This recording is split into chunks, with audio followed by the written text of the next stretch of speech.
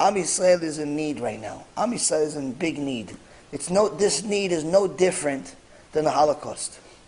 It's no different than the Holocaust. In the days of the Holocaust, Yimach Shemo v'zichram, the Zionists gave up on 1 million Jews.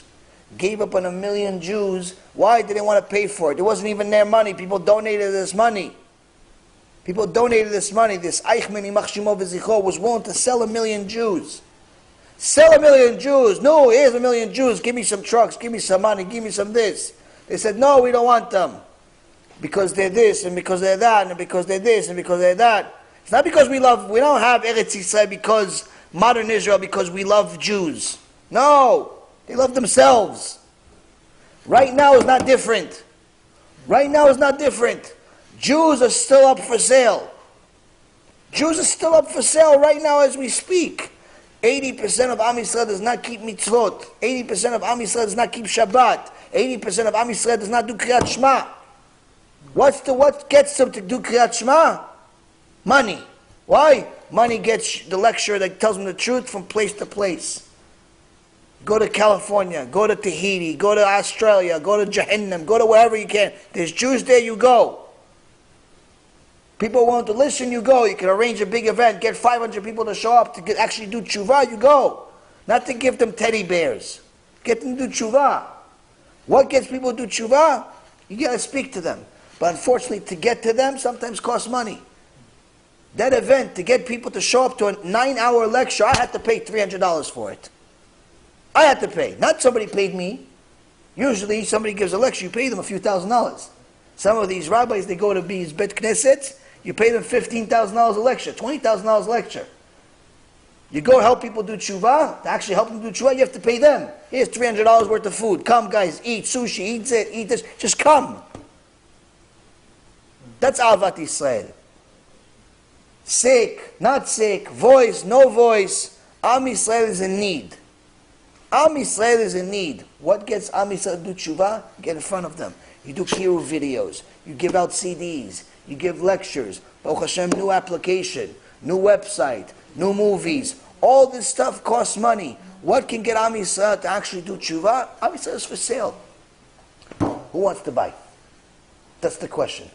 To buying the name, to put your nameplate on a zoo, 40,000 would have already been donated via Facebook. If I said I'm selling a plate, you can put on the Noah Hyde Zoo. You can put your family name, Ilui Nishmat, whatever. 40,000 would have been raised. I'm opening another school like we need one. We need better teachers, not schools. I'm opening another school. 500,000 would have been donated already. 500,000 on Facebook, on this, on that. 500,000. And it get tripled and quadrupled and this tripled and that tripled. Give me a school. I am opening another, another Hanukkah party. 40,000, 50,000. There's some families in Israel need food. 100,000, 200,000, 500. Just go look at all these charity things. I'm saving neshamot, saving neshamot. I want to go, okay, these neshamot you want to put in the schools. These neshamot, they're going to go to the Hanukkah party. These neshamot, they're going to go to the Purim party. These neshamot, they're going to go to the lectures. These neshamot, they're going to be Am Yisrael. I'm trying to save them. $20. Do you understand what's happening here? Am Yisrael is for sale, and it's no different than the Holocaust. It's no different. Question is whether we're going to make the same decision. You say, no, it's not for us. It's not for us. You understand? Right. Question you had? Well, when you talk about to be angry with Hashem, I don't know. I saw that after Holocaust, I think it'd be, I don't have any memories. I don't have anybody from the Inquisition, but I think it happened. They have two versions. There's coming like a second mark, becoming very, very, very religious. And somebody says suffering a lot, I say, come on, it's too much. I quit. So, I mean, some people break when Hashem gives them a test. Some people become better. Shlomo Melech says a tzaddik falls 7 times. Tzaddik falls 7 times. And the Rabbanim HaKadoshim, Chazal tells us, Only a fool thinks that a tzaddik needs to fall 7 times. Only a fool. What Shlomo Melech is trying to tell us there is that a tzaddik is going to go through life. It's going to have tests. It's going to have ups, it's going to have downs. But the 7 times that he falls, that's not the focus. Each fall, he's using that as leverage to get higher. Each time he falls, he sees that it's Hashem doing him a favor. Hashem is smashing him in the face to make him a better looking diamond. Hashem is giving him a bigger test to make him a better one. That's what we learned a few months ago in Tehillim. Tehillim, if you remember, we did a shiur in Miami group. In Tehillim, David HaMelech says to Hashem, Shiftecha u'mishantecha inay yechamuni. Your staff and your stick in your staff, that's what gives me comfort. What does it mean, your stick in your staff? Stick hits you, staff directs you. Why is it both? Why don't you say, listen, the staff is good, not the stick? He says, no.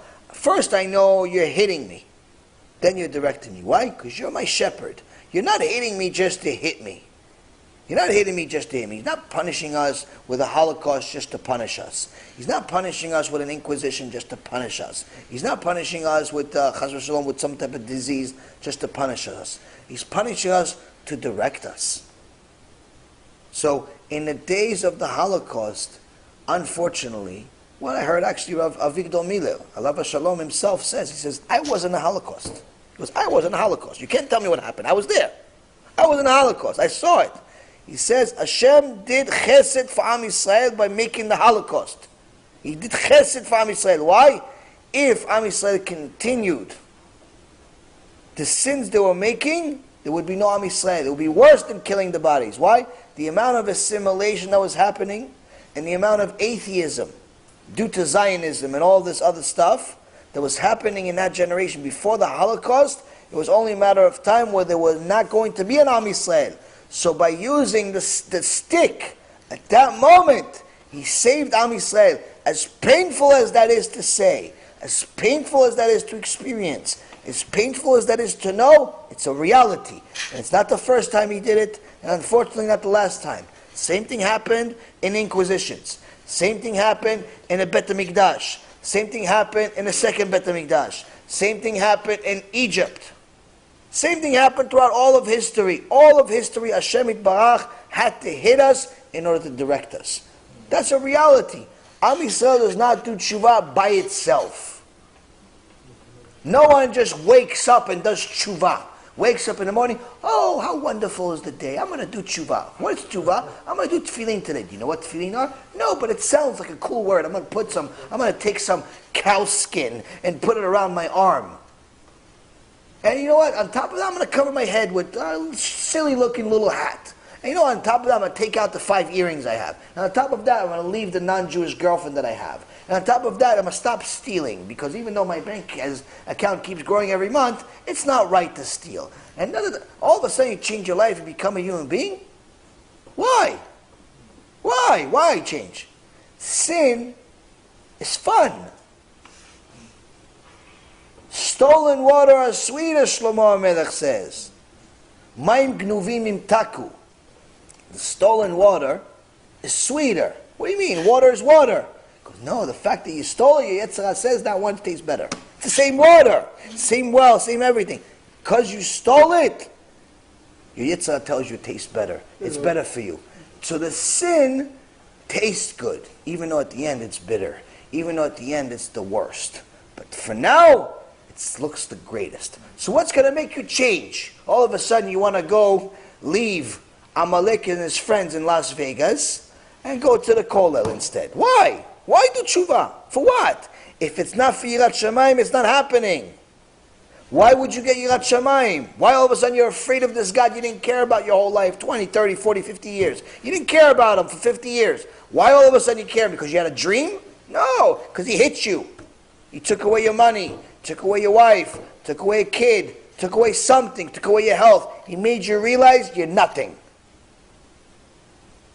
In reality, the whole time you were nothing. You were just living an illusion. You were in a matrix. You thought you were something. He finally reminds you, hey, by the way, you're nothing. I'm in control. I'm the boss. Eventually you're going to have to meet me. So now you get scared. Like, oh, this health thing. I got to start appreciating before before it gets too bad. I got to start losing weight. I got to start eating better. I got to start asking Hashem for a miracle to keep me alive. I got to start doing better. I got to start doing better. My wife wants to leave me. I got to start doing better. I got to treat her better. My kids are murderers, one after another. I have only one little kid left. I got to start doing better. At least save this one kid. I got to start doing better. You start realizing bad things start happening in your life. God tells you, hey, you're nothing. You're nothing. And then you say, oh, you know what? You're right. You're right. I need you. I need you. As Fidel, our dear friend and student, Hashem Yishmor Oto, he's in Nesiat Cuba right now,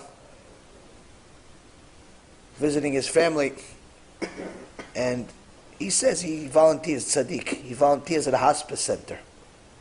He says in the hospice center, even the atheist is religious. In the hospice center where everyone's about to die any day, everyone's religious. The atheist comes, asks me for bracha. He asked me for blessing. The atheist. His whole life he was atheist, but he knows he's about to meet his maker. He knows he's about to meet his creator.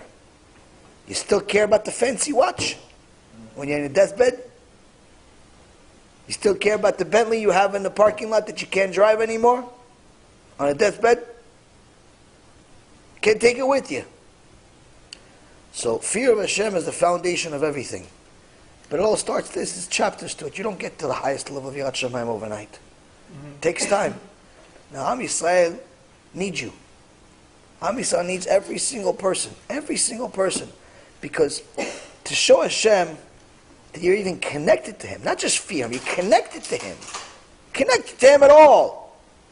How can you show up to your master, to your creator, and say, by the way, Hashem, I was really, really scared of you, but the fact that I let 1 million of your sons and daughters die, and I didn't do anything about it, don't gain home, because I didn't feel like donating $50. I didn't feel like donating $500. I felt like keeping everything to myself. I want to stash up my bank account as a collectible. The end of a trail of blood and horror. The end of a man whose name will be written in infamy. The man who escaped the Nuremberg war trials by fleeing to South America receives justice at the hands of the people whom he had aimed to wipe out.